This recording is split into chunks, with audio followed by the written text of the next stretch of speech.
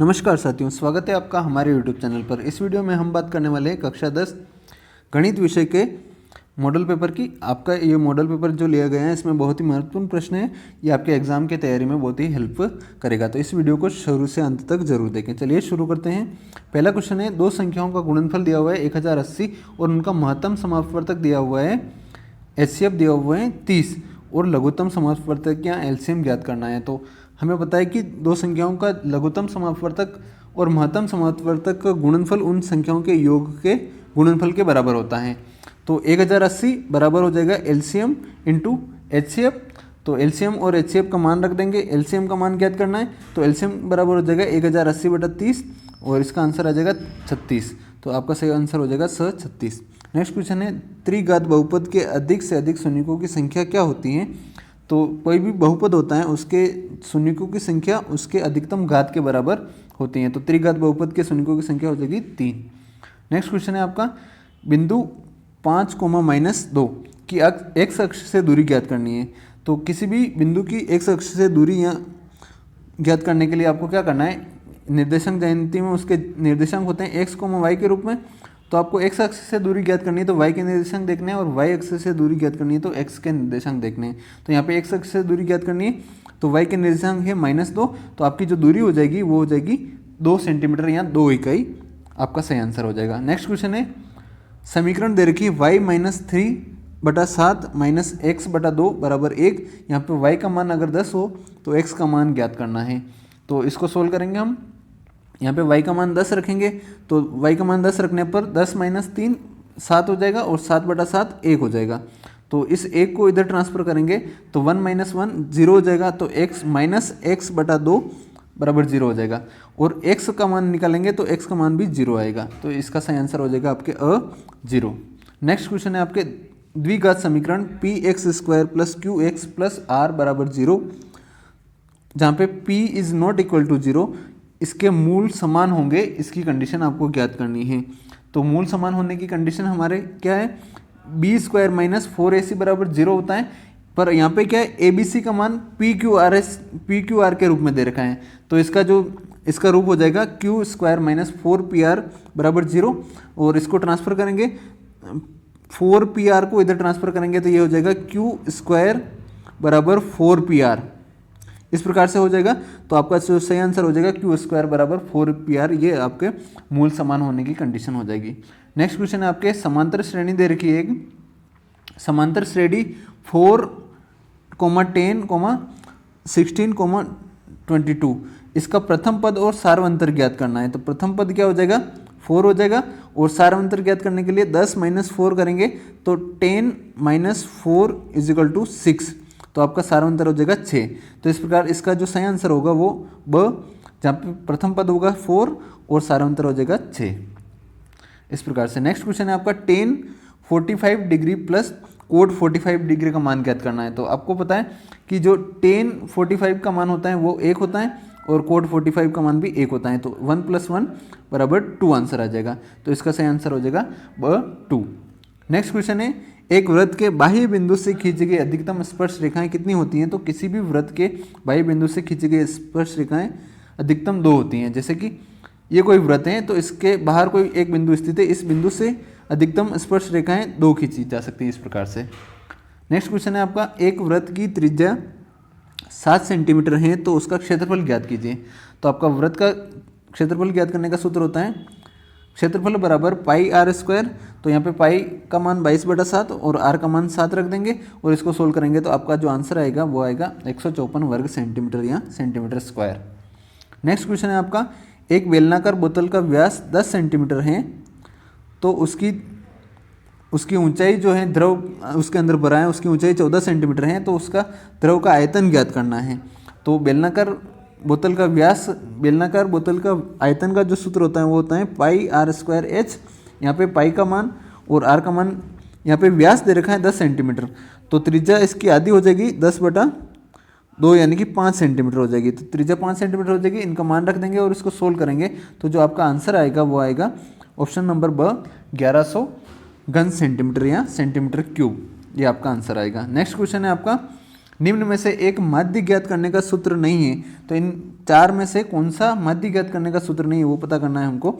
तो ये जो ब वाला ऑप्शन है ये माध्य ज्ञात करने का सूत्र नहीं है। बाकी जो तीनों हैं ये है आपके जो सरल बंटन दे रखा है उसका माध्य ज्ञात करने का सूत्र, और ये आवर्ती बंटन या फ्रीक्वेंसी बंटन जो होता है उसकी माध्य ज्ञात करने का सूत्र है। तो इस प्रकार से आपका जो सही आंसर हो जाएगा वो ब हो जाएगा। नेक्स्ट क्वेश्चन है आपका, निम्नलिखित में से कौन सी संख्या किसी घटना की प्रायिकता नहीं हो सकती। तो आप सबको पता है कि जो प्रायिकता का मान होता है वो 0 से लगाकर 1 के बीच में होता है हमेशा। 0 या तो 0 हो सकता है या 1 हो सकता है या इनके बीच में कुछ भी हो सकता है। तो इसमें आपका जो ऑप्शन नंबर ब है -1.5, ये आपका कभी भी प्रायिकता कभी भी माइनस में नहीं हो सकती। और ये जो स ऑप्शन है परसेंटेज में 15%, ये भी प्रायिकता हो सकती है, क्योंकि प्रायिकता को परसेंटेज में बदलने के लिए आपको 100 से गुणा करना पड़ेगा। कोई भी प्रायिकता है, जैसे किसी घटना की प्रायिकता 1 है तो उसको 100 से गुणा करेंगे तो उसका परसेंटेज में प्रायिकता आ जाएगी इस प्रकार से आपको। तो आपका ऑप्शन नंबर ब इसमें सही हो जाएगा, प्रायिकता -1.5 नहीं हो सकती। नेक्स्ट क्वेश्चन है आपके रिक्त स्थान की पूर्ति करने के लिए। तो अंक गणित की आधारभूत प्रमेय का संबंध धनात्मक पूर्णांकों के गुणन से होता है। नेक्स्ट क्वेश्चन है आपका, दो त्रिभुज सर्वांगसम कहे जाएंगे अगर उनके आकार और आमाप जो हैं समान होते हैं तो। नेक्स्ट क्वेश्चन है आपका, साइन थीटा बराबर कोस थीटा, जहाँ थीटा का मान 0 से लगाकर 90 डिग्री के बीच में है, तो कोण थीटा का मान ज्ञात कीजिए। तो साइन थीटा और कोस थीटा का मान बराबर जो होता है वो होता है 45 डिग्री के पास में, यानी कि साइन 45 डिग्री और कोस 45 डिग्री का मान जो होते हैं वो 1/√2 होता है।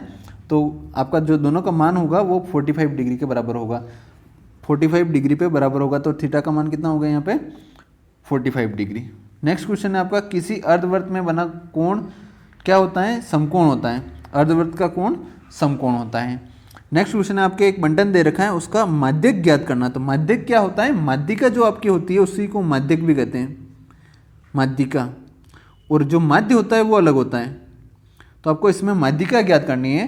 तो माध्यिका ज्ञात करने के लिए क्या करना है, सबसे पहले जो बंटन दे रखा है उसको आरोही या अवरोही क्रम में व्यवस्थित करना है। तो आप इसको हम आरोही क्रम में या बढ़ते क्रम में व्यवस्थित कर देंगे।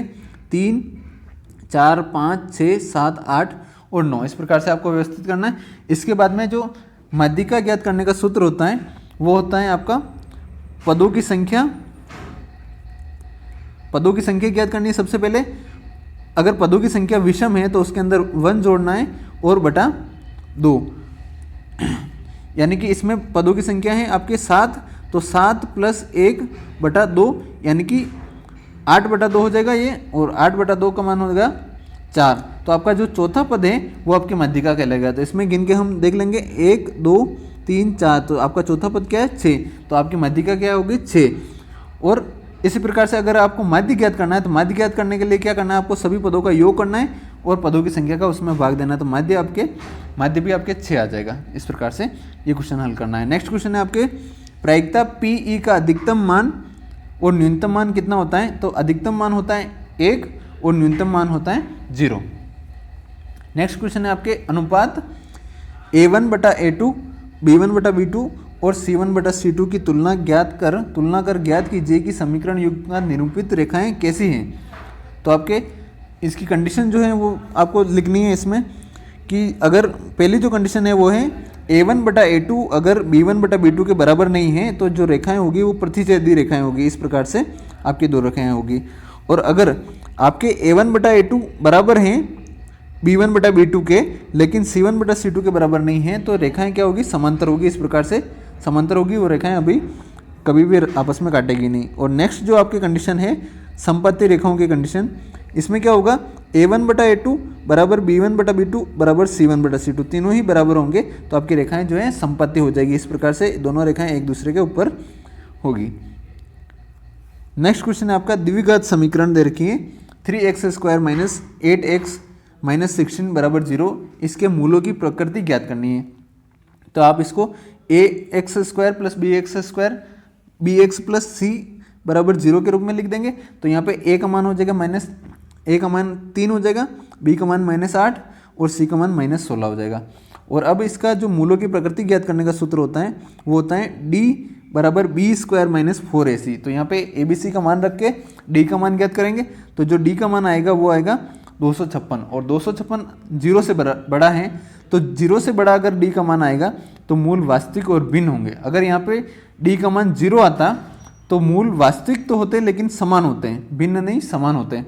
और अगर इसी प्रकार से अगर मूल का मान माइनस में आता, 0 से छोटा आता, तो मूल जो है काल्पनिक हो जाते हैं। क्या हो जाते हैं? काल्पनिक। इस प्रकार से इसको हल करना है। नेक्स्ट क्वेश्चन है आपके समांतर श्रेणी दे रखी है, उसका सारांतर और अगले 3 पदों का मान लिखना है आपको।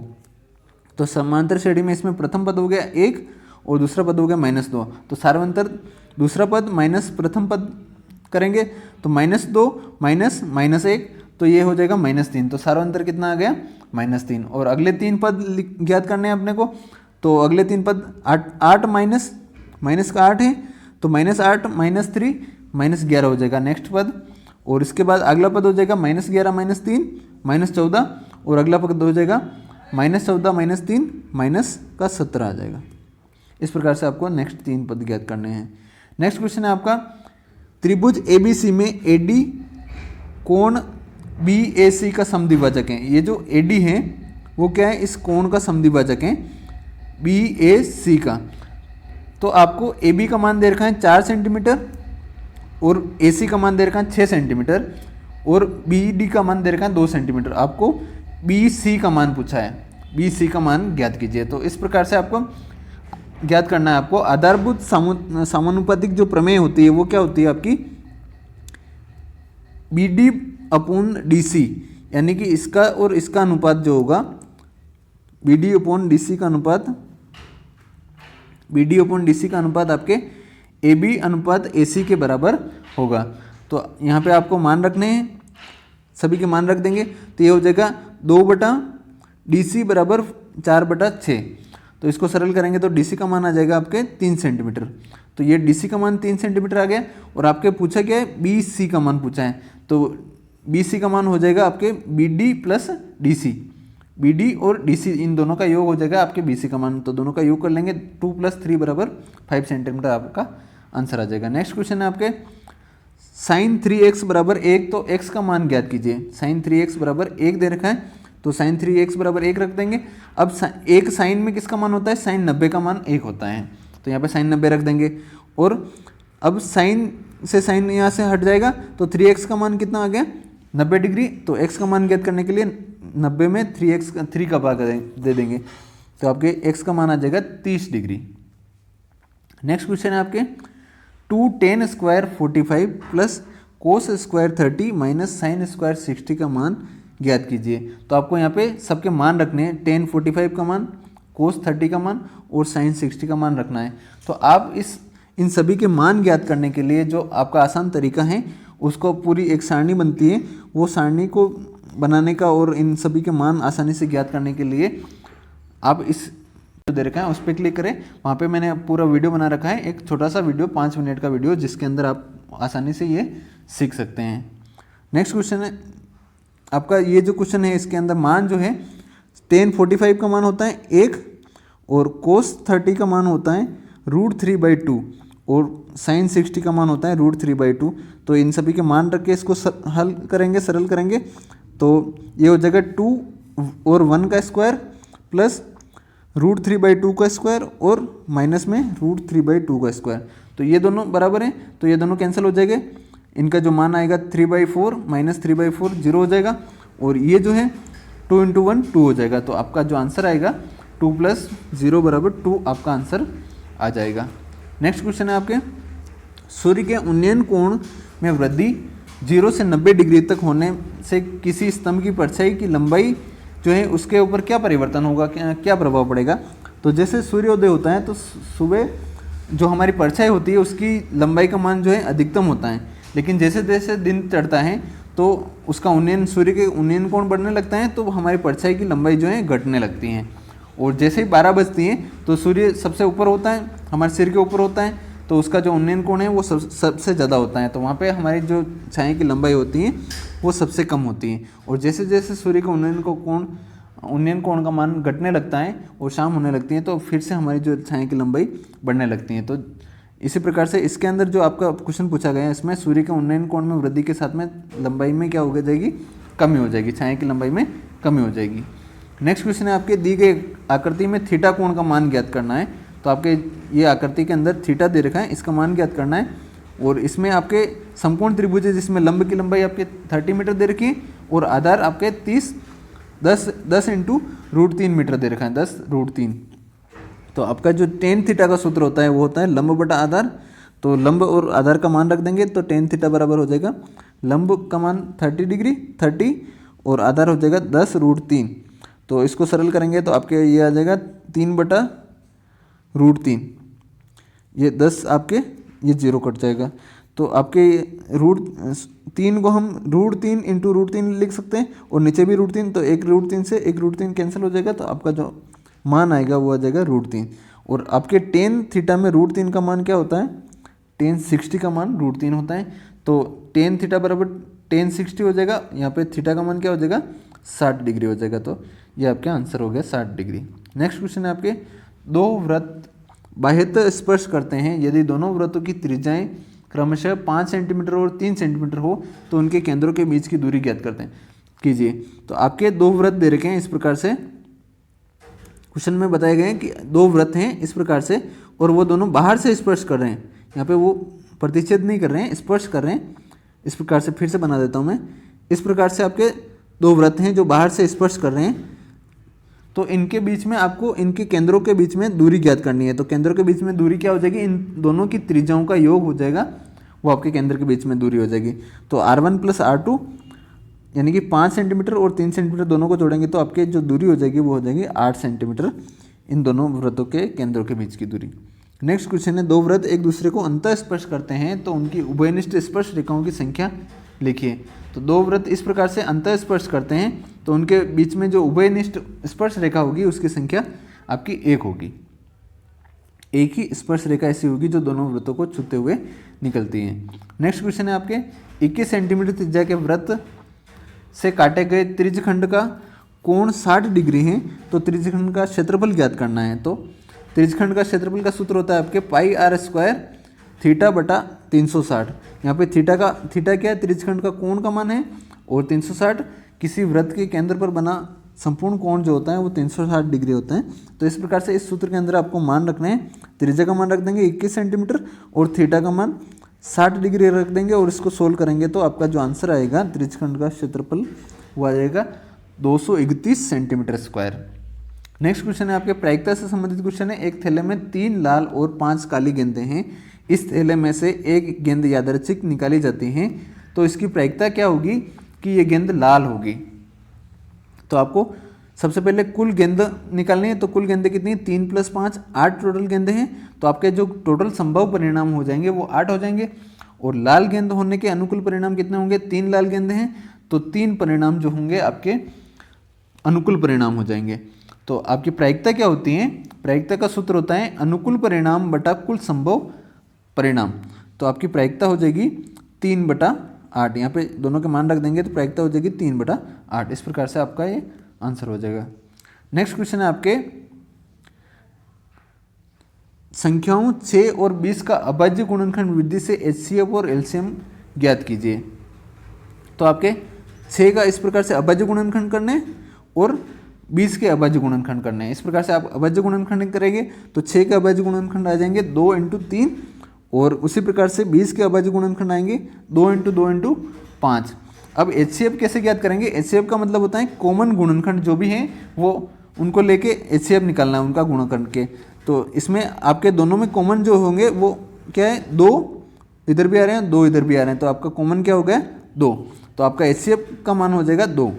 और नेक्स्ट जो है आपका LCM, तो LCM क्या होता है, आपको सबसे पहले तो कॉमन गुणनखंड जो है वो लेने और उसके बाद में जो शेष सभी जो बचे हुए हैं उन सबको लेके गुणा करना है तो वो आपके LCM आ जाएगा।